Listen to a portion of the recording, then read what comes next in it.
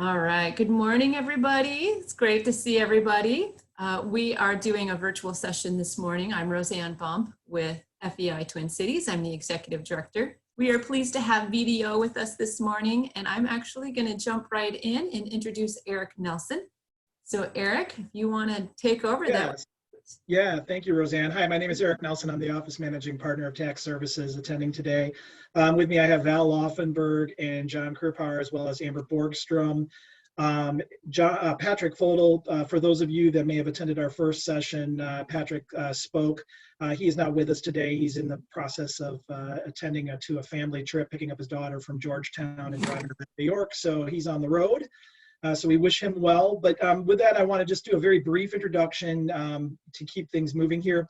So Val Laufenberg, she serves as our leader of our BDO Management Advisory Services team. She focuses on the development of strategic plans and working with clients to drive value creation. I've seen her team I've witnessed their efforts firsthand, and it's pretty amazing how they are able to transform a business. And really, I don't quite think I've ever been in more meetings where you've kind of got those aha moments and you can literally see the light bulbs coming on. So it's really incredible what she and her team do. So to some, with her vast knowledge and experience with the 80-20 principle, the Pareto Rule, which we'll be talking about today, she helps our clients really kind of plan their future.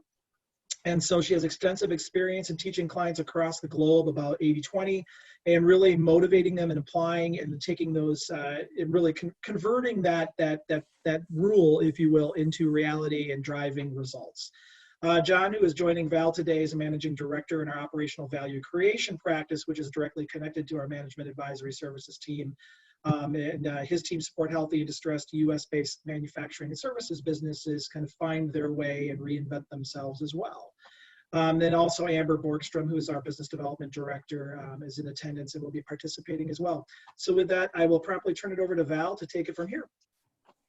Yes, thank you so much, Eric. I'm going to go ahead and share my screen, and I'm going to kick things off, and then we'll do some breakout rooms because Roseanne's so awesome at getting those set up, and it's a nice way to start things out. So let's see here. I can't talk and share my screen at the same time, I've learned in the last month. You give me a piece of gum and game over. All right. Can you see that? Yes. Success. All right, perfect. So just a real quick overview of what we're going to cover today. As I mentioned last time at BDO, our goal is helping people thrive. And so we've created this 4-stage framework. We reviewed last time the first 2 stages of the framework with this group. And this session will be focused on the latter 2 stages of the framework. Don't worry if you didn't join us last time. We'll do a brief review of the first 2 stages and get you up to speed. But questions we're hoping to answer today is, what are the tools within that framework that can help you? We're going to be focusing on some of our 80-20 tools. As Eric mentioned, these can be very transformative and help businesses get closer to that thrive position. So just a real quick review of session 1. As I mentioned last time, we have an interesting situation because we have an economic downturn that is a result of a health pandemic. And it's likely that we will not see an uptick in the economy until the pandemic curve flattens. We're not sure when that's going to happen. Are we going to have a V-shaped recovery? Likely not. We're kind of past that point. Is it going to look more like a U? Is it going to look more like an L? We're really unsure. In order to navigate these likely uncharted waters ahead of us, we've created this 4-stage framework, which helps you sift, sort, and prioritize how to handle what's ahead. The 4 stages that you see here as they relate to the pandemic and economic curves are persevere, and we'll explain kind of in more definition here in a moment what that is. Maintain, and you can see the relationship there with the curves. Recover, and then of course thrive. So here's the pretty little pictures around the stages. You know, we talked about last time really focusing on persevere. Pat Fodale from our business restructuring team shared with you some best practices in terms of how to address liquidity, ooh, yikes, liquidity, how to address cash flows. Persevere is really kind of that crisis management mode. And then last time, you know, John Krupar covered with you the maintain stage, gave you some best practices in terms of looking at the cost of the business, We discussed the importance of customer segmentation, keeping those customers, keeping them engaged during maintain. Today we'll cover recover and thrive, and we'll really focus on the customers, the marketplaces. How do you get closer to your core groups of customers? How do you get closer to your core groups of customers? And for the marketplaces and the areas, the marketplace customer product combinations, how do you position yourself to take your unfair share of the uptick? Of course, the saying "let no good crisis go to waste" is absolutely positively applicable right now. And there are things that your business has done and learned over the last 6 to 8 weeks that can likely be taken forward. So we're going to discuss what are some of those things and what have you learned that maybe you want to keep and take to your strategic future. So with that, I'll just have John give a real brief overview of persevere and maintain, and then I wanted to break us into breakout rooms. So Sure. go for it, So John. great. Can everybody hear me okay? Terrific. So as we just discussed, Pat talked through the idea of liquidity, and he focused on a couple of tools like the 13-week cash flow. He talked about debt negotiations with your creditors, and ultimately, I think what he wanted to impart was the idea that you needed to develop an action plan. Cash is king, and if your business or the businesses that you're working with are in a position where they're not certain what their next 13 weeks are going to bring them, and they aren't certain if they'll have cash to continue operations, then they're really in this persevere situation. And most of the companies that we work with, that we talk to, and that we're in contact with have figured out persevere at this stage. They've addressed that immediate need, and they believe that they can live to fight another day. They have the cash to go on for 6 months or 12 months, or maybe even 18 months. And if that's not the case, then they really do need to start, and all of you need to start thinking about how you're going to handle this situation in the short term. So this is very short-term focused, very cash flow focused as an effort. And so that's the managing your business in a crisis. It just happens to be COVID-19. Things have been dramatically changed. And if you just take a look on the right-hand side of the screen, more than 50% of the businesses have a reduction in revenue. We probably know of businesses even more than that that have been placed into a difficult spot. And as you can see, almost all of them have taken actions to either lay off employees, hold off on hiring, or do some other maybe draconian things in a relatively short period of time. So this is all about preserving cash, living to fight another day. And again, what we did was went through a series of tools and tactics to help us get that done. As we go into maintain, this was the area that I focused on. And I think what I was attempting to do was to separate the difference between a company that's in maintain from persevere. In persevere, as I just mentioned, you aren't sure if you have the cash to make payroll in the next few months or the next few weeks. In maintain, your business has restarted, but likely your revenues are not at the level they were just in February and March. And so you're starting to ship product, and you're ultimately in a situation where, at least in some of the regions that you are working, and some of the regions that your business is participating in, is in some way coming back to work, or some of your products are considered valuable by clients. You're essential. There are other aspects that ultimately means there's money coming in, but it's probably not the same as what you had previously. And so what we talked about was a series of tools and tactics and approaches to basically scale your cost and your capacity. So make sure that you are not putting too much cost into your business and not being able to deliver product, or having too much product.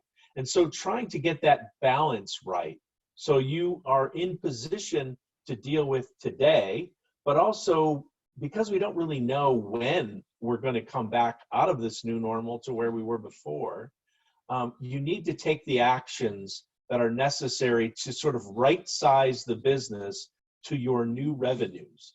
And those were really the tools and tactics that we were talking about as we focused in on this model. So that's the essence of it. Thank you, John. With that brief review, what I'd like to do is just form some breakout rooms, maybe 4 minutes. Maybe we come back, Roseanne, at 9:25. And then we'll recap for 5 minutes, taking us to the bottom of the hour. But in the breakout rooms, discuss, if you were here last time, what was your #1 takeaway?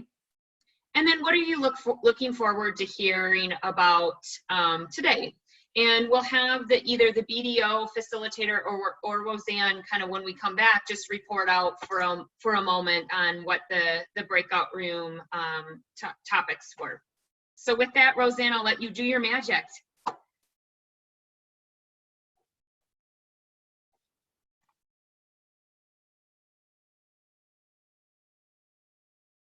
All right. Looks like we've got everyone back, Roseanne? Yeah. All right. I love this timekeeping thing. For years, I've been facilitating sessions where I was like, come on, breakouts, get back. Like, this is great. I'm on it. Tyler, you had 3 seconds and then you just disappeared. I'll just lead off and then I'll turn it over to my BDO partners to share what their rooms talked about. In our room, Jill had a great quote, which is, necessity is the mother of invention, right? And we're seeing wonderful examples of that in our businesses, of people it's thinking both strategically and tactically. Mary kind of brought up how many of us are needing to think about the day-to-day. How do I keep our people safe?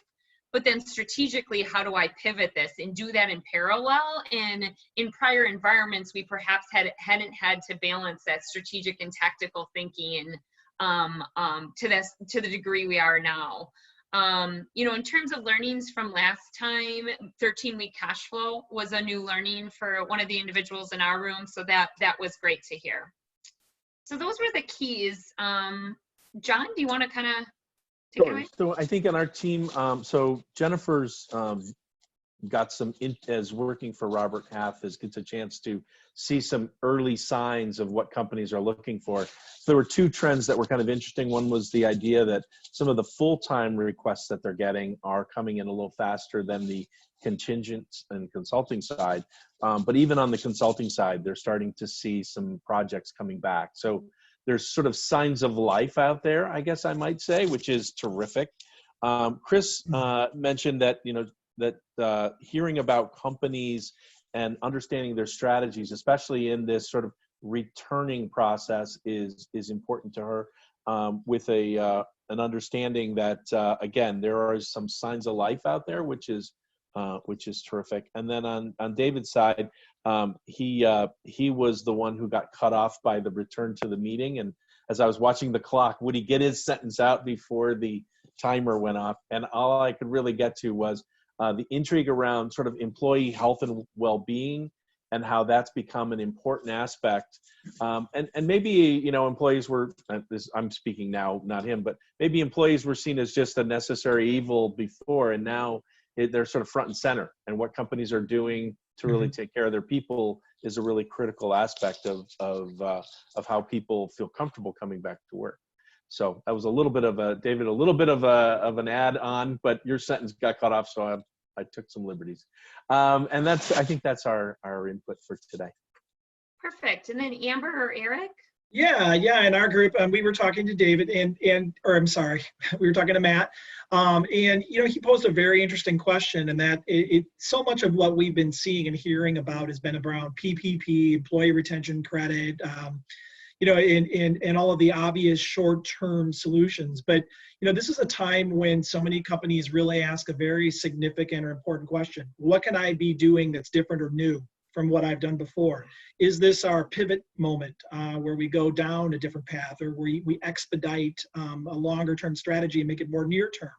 So I think it's really it's very interesting to see. We're all saddened by the humanity of this current situation. But it's also, I guess, if there's a silver lining there, at least when it comes to business, is it really is an opportunity for many to reinvent themselves.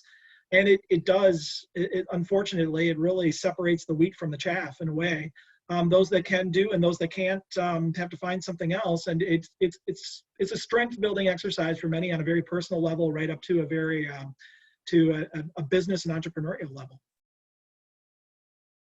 Very good. So what's new? You know, what can we do that we haven't done before given the circumstances? Absolutely. Roseanne, does that cover off on all the breakout rooms?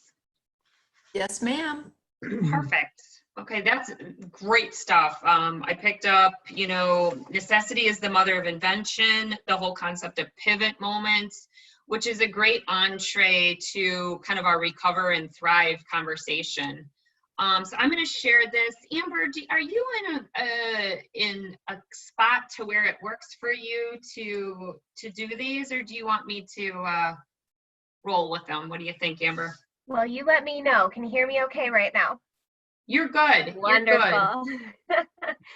So if we are looking at the recover phase here, this is characterized by when order rates are going to begin to increase. Our operations and our suppliers' needs are adjusted based on that increasing customer demand as well. So when we're looking longer term, that's as we're going to enter this phase and activity resumes, we enter this phase. Our business leaders need to think about, you know, what their strategy alignment, gaining a competitive advantage, and organizational agility, which based on our breakout room seems to be on par with what you guys are all starting to think about. So I will, if we're looking at the next page here, the considerations that we're going to want to look at are, again, evolving our enterprise strategy, growing profitable market share, minimizing our total tax liability. So, you know, if you're looking at this in different segments, this is a good time to look at the entire picture and understand what is your liability. We want to look at our customer experience and ensure that we're taking really great care of the customers that mean the most to us. Harnessing our customer insights as well so that we can do that.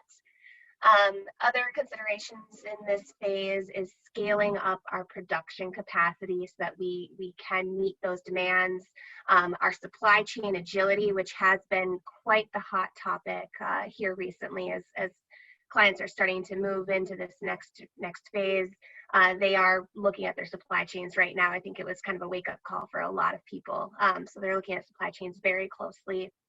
We're also going to want to consider new operational efficiencies as well, so that we can do more, maybe with less in these types of situations.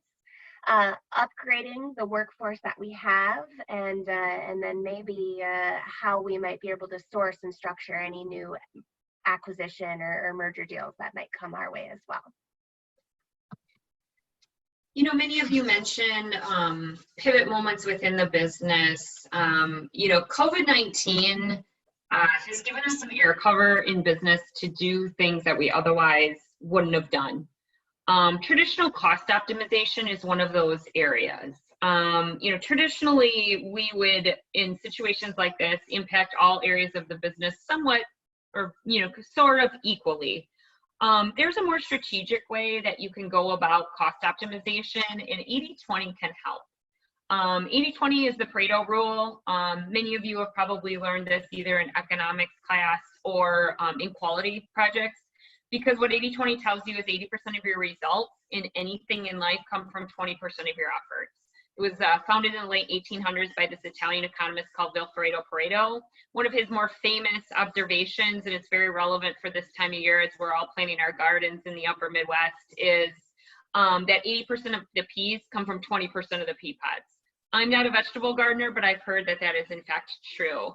80-20, like I said, it's a rule. It applies to everything in life, and business is no exception to that. 80-20 tells us that 80% of our revenues come from 20% of our customers' products, services.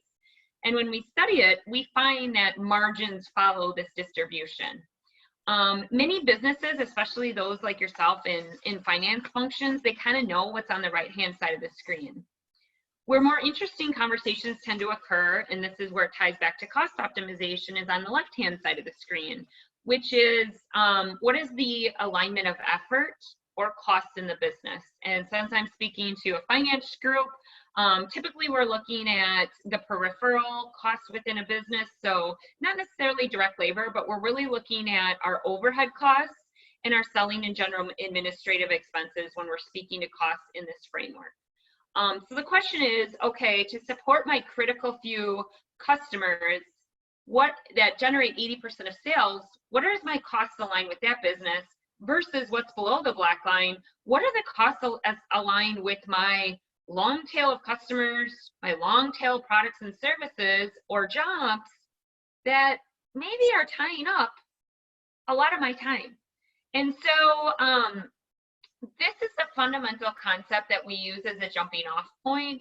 Many of us have probably learned this, which is effectively saying a lot means a little and a little means a lot. There are a couple of ways that we can make this come to life in a business and further analyze the data. The first is a very diagnostic test. It's similar to the doctor taking your temperature at the doctor's office, and it's called a quartile report. A quartile report is basically a top-down listing of sales by customer, sales by product, sales by job. Of course, you can do it for purchases by vendor, all sorts of different things. I'll just stick with customers for purposes of our discussion today. If a business, my generic business here, has sold to 1,000 customers in a 1-year time frame, what I would do is take the sales to those customers in that 12-month time frame, dump it into an Excel, and sort it on a top-down basis, where my largest customers were up at the top, and the customers who maybe only bought 10, 20 bucks from me last year were down on the bottom. And then I divide that listing into 4 equal parts based on customer count. What do you suppose I find when I take the top 25% of my customers, put it up in quartile 1? What do you suppose I find from those customers in terms of percentage of sales? What do you guys think?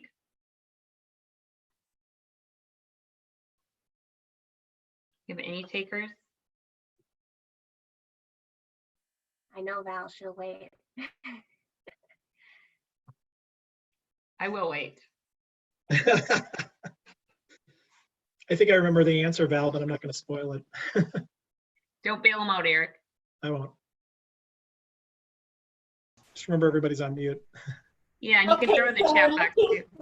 Something out there, I will jump in and say 60% of the sales.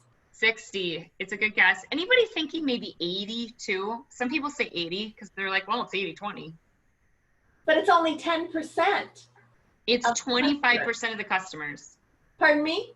25% of the customers. 25%. I was understanding it as 20 of the, I'm sorry, 25 customers, not 25%. Then I will jump in with 90% of sales. That is an awesome guess. Mm. My team jokes with me that they're going to get me a personalized license plate that says this, because in a decade of doing this, I bet I've seen this between clients and prospects and divisions and all that over 1,000 times. And you're like, well, my business is different. You don't know my business. I hear all of it. That's what I thought when I first learned this. I see it over and over and over again, usually plus or minus a few percentage points. In capital goods businesses, it's maybe a little flatter. I'm looking at a WIC post frame building out my window right now. You know, that business is probably more like 75% in quartile 1. But you're like, Val, if it's 75% in quartile 1, it still kind of sends the same message, which is exactly right. A lot means a little, and a little means a lot. Okay. You know, let's look at the next column, effort. What do you suppose is the percentage of effort in quartile 1 in terms of overhead, selling, general, and administrative?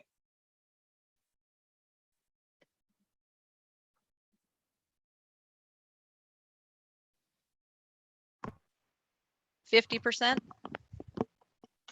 Yeah. Unfortunately, I can't hit the button on the wonderful accounting machine and have it tell me exactly what it is. And allocation is actually a swear word in my practice. I went to school for 5 years. I have a master's degree in accounting. I have those 3 letters behind my name, but I had to unlearn all of that when I learned this. You know, we really need to take an activity-based costing look at this and understand, okay, really, truly, what is the effort to serve those customers? And the most simplistic examples I can give you is when the phone rings, does it ring any differently when your number 1 customer calls versus when your number 999 customer calls?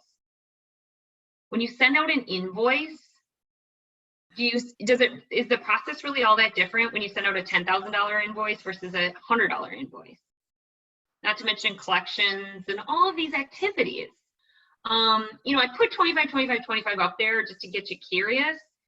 What I would encourage you to do is to study it and think about it. And what we typically see is that the bottom half of this chart, those 4% of sales, ties up its unfair share of the costs in the business.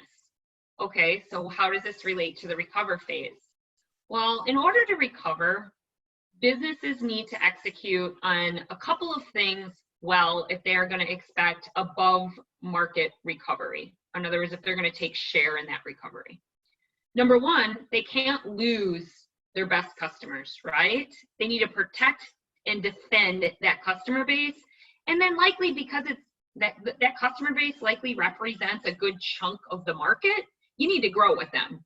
And you need to grow with them faster than anybody else grows with them. So that's the first problem on this chart. If you take the leap of faith on my chart, just out of the gates, study it. But for now, if you take the leap of faith, you're only supporting nearly 90% of sales with a quarter of your efforts. So that's the first problem, right, that we need to fix. The second problem that we need to fix, if we're going to take our unfair share of the market, is we need to figure out down in the bottom half, where are we absolutely positively wasting our time? And who are the few that maybe are worth spending time with? Of those 500 customers down at the bottom, who have growth potential? How do we double down on those and treat the other 495 differently so that they're not taking time, resources, and efforts from the others that are either currently big or could be big? And so what we typically see here and what we deploy with clients is a reallocation of resources. First and foremost, protect, defend, and grow that quartile 1. Make that effort in 89%, roll out the red carpet for them. And then secondly, who has value potential down at the bottom? Give them their unfair share of resources by perhaps taking some resources away from the others, changing service models. And then outside of this chart, who are the new few heavy prospects that have a lot of potential for you to grow with? Because of course, we all probably don't need to be accountants to draw this conclusion. You've probably got over 100% of your profits tied up in quartile 1, and you systematically give it away as you go down the quartile chart. So your Q3 and Q4 is without an effort to treat things differently, likely subsidizing. Your Q1 and Q2 is likely subsidizing your quartile 3 and 4 without really organizational-wide efforts to treat them differently. We saw this phenomenon in this company. I threw this case study in here because similar to many companies right now, they saw a steep drop-off in revenues. This was roughly, I believe it was a roughly $100 million company, and on day 2 of our project, literally, they lost their largest customer, a $5 million customer. So boom, just like that.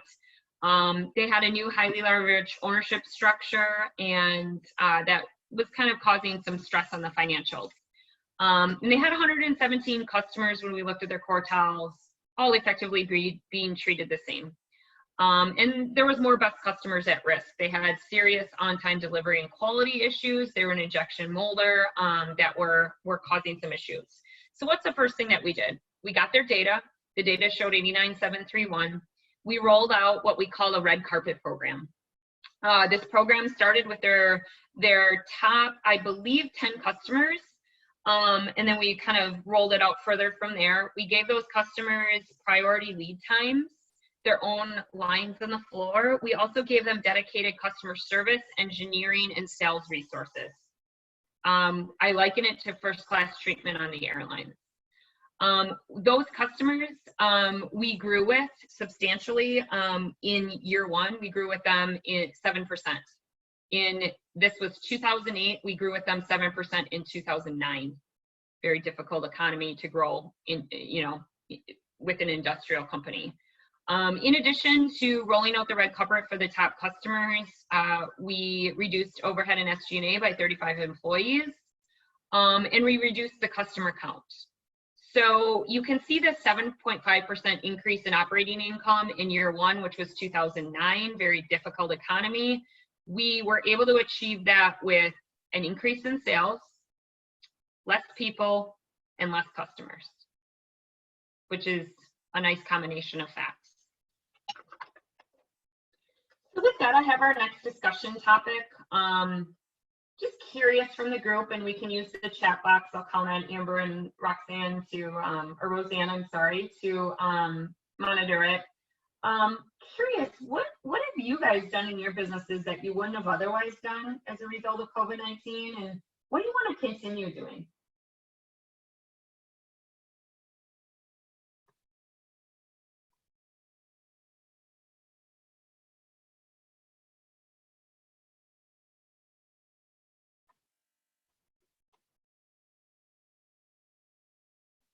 Takers, Amber? Well, a lot more video meetings. Traveling smarter, which is of course been a big one. I know BDO, just to speak for ourselves here, we've done a lot more industry roundtables, I think, than we've maybe done in the past in general, with all of our clients, getting them connected together in small groups. So that's certainly something, bringing people together in a new way.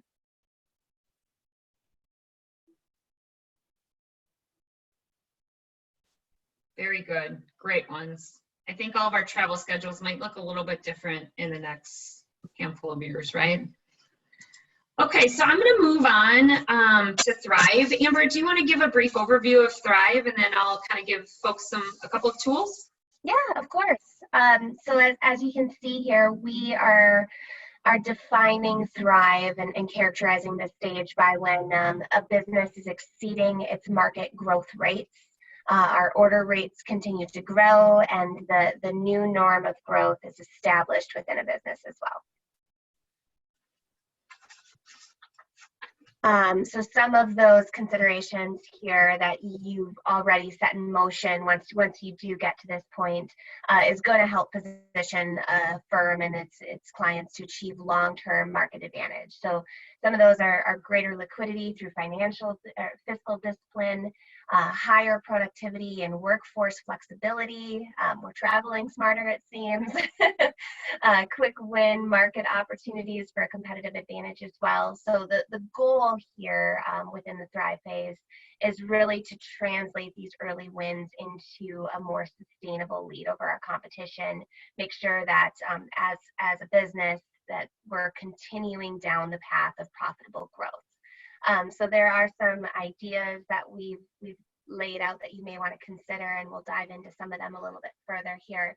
But developing an industry 4.0 strategy is, as we're all kind of hearing of the new the industrial revolution. The next one is the industry 4.0.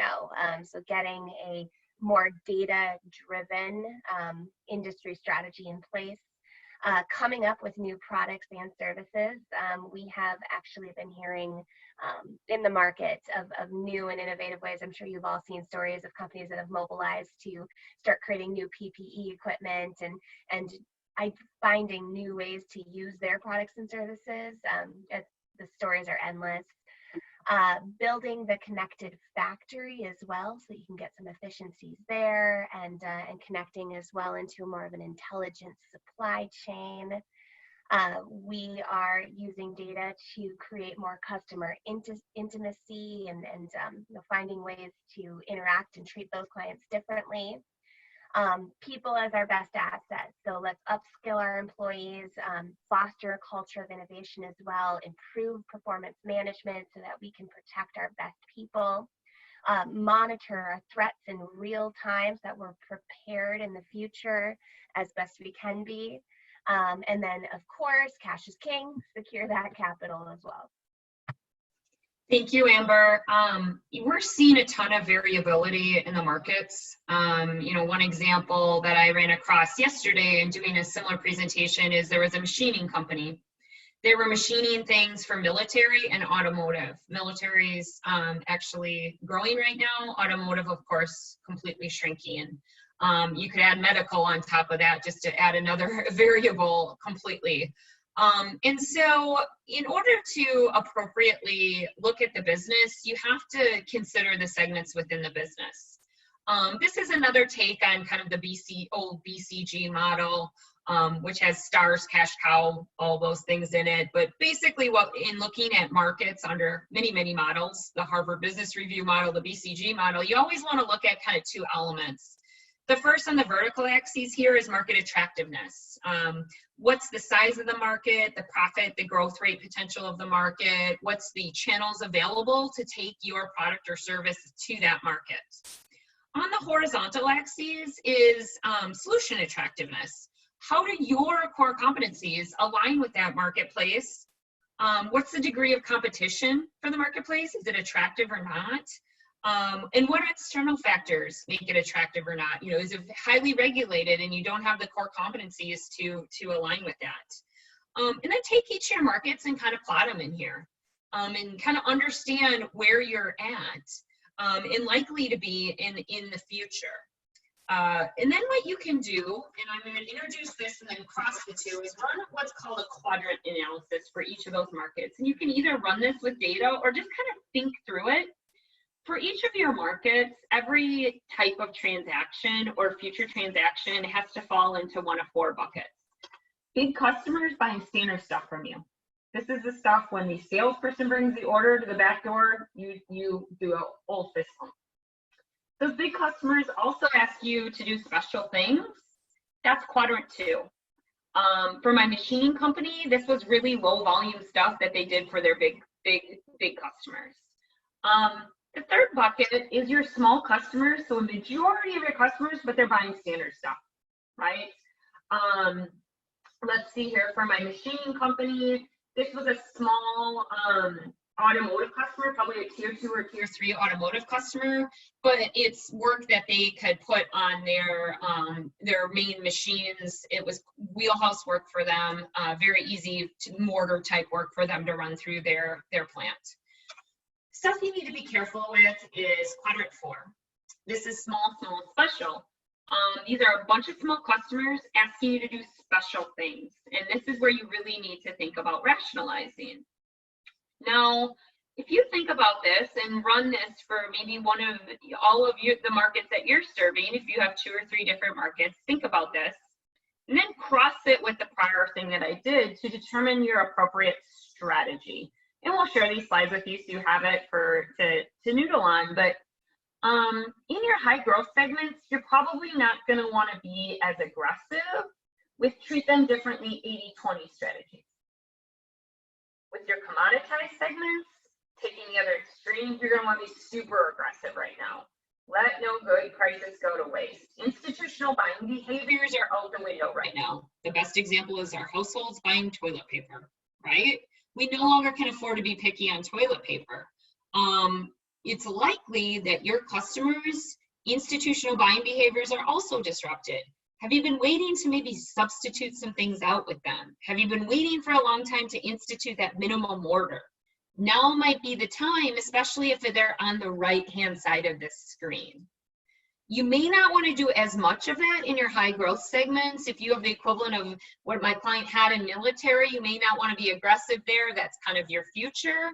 But just kind of consider the market landscape as you're instituting those treat them differently methodologies. Okay, so with that, there's 2 minutes left here. I just wanted to kind of wrap things up. These were the 4 phases. We covered them in 2 sections. We'll of course get you the materials here. The end goal of this is thrive. Like I said, BDO's mission is helping people thrive. I love Einstein's 3 rules of work, which tie directly back to thriving. The third one is certainly relevant now. In the middle of difficulty lies opportunity. Your organizations are counting on you and your leadership right now more than they ever have. And so where are opportunities for you to advance the organization? Where you have air cover where you otherwise didn't previously? what are different ways of working and engaging with your folks? Just a real quick summary of key points. Now is the time to be creative and bold in your thinking. John and Pat made the point previously, they need to act swiftly. Now is not the time to stick your head in the sand, and we saw that from some businesses in April. You need to move, and you know, a good enough information might be good enough to make the decision right now. Use the 4-stage framework. Start with persevere, cover off on those things before you move up to the top. Take care of your 80s. Right now, those big customers, build goodwill with them. Help position your business to take your unfair share of the recovery by redeploying resources towards them. And of course, engage your ecosystem. This is an example of an ecosystem. Engage your accountants, your attorneys, your lenders. You've invested in that ecosystem likely over decades. Now is the time that they can help you with some free advice, so to speak. They can help you weather the storm. So with that, you know, like I said, you'll get these slides. This is a self-assessment that you can use. How are you doing in each of these areas? And, you know, start from the bottom. If you don't have those things covered off on, you may not be ready to move up the chart. BDO is burning the midnight oil, producing resources for the marketplace.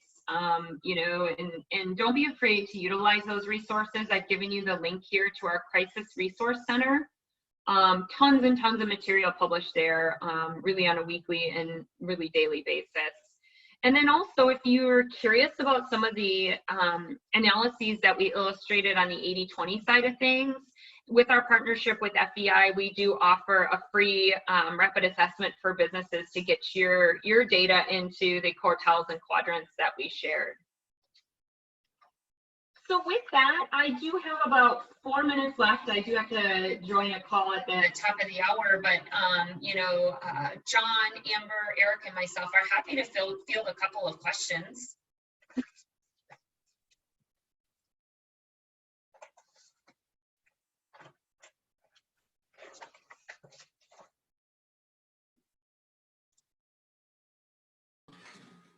So yeah, this is Matt. So do you have any examples of companies that are really kind of stepping out of their typical box to try and do something different? Yeah, we have a ton of examples. Actually, and Amber, maybe we can send this out as a follow-up. We've been collecting stories from companies. We have a cool story of a distillery, right? Making alcohol. Now they're making hand sanitizer. And so, Amber, maybe in the follow-up, we can send those examples. I think there's 6 or 7 stories that we've collected, and on a daily basis, we're collecting 2, 3, 4 more. And we'll share those with you because there's some really cool stories on there. I have, you know, a client example that we work with, home delivery of food, right? Really popular right now. That business is absolutely positively exploding, and they've, you know, really doubled down on their marketing to get into people's homes and saying, we have a solution for you. I have a story of one client that I spoke with yesterday who they make nozzles, sprayer nozzles, which you typically would use for painting or something of that sort.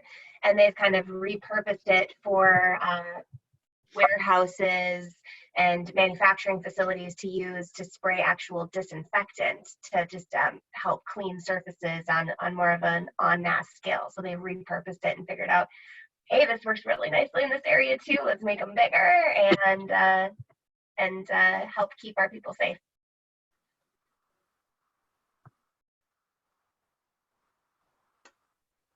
Great question. Other questions?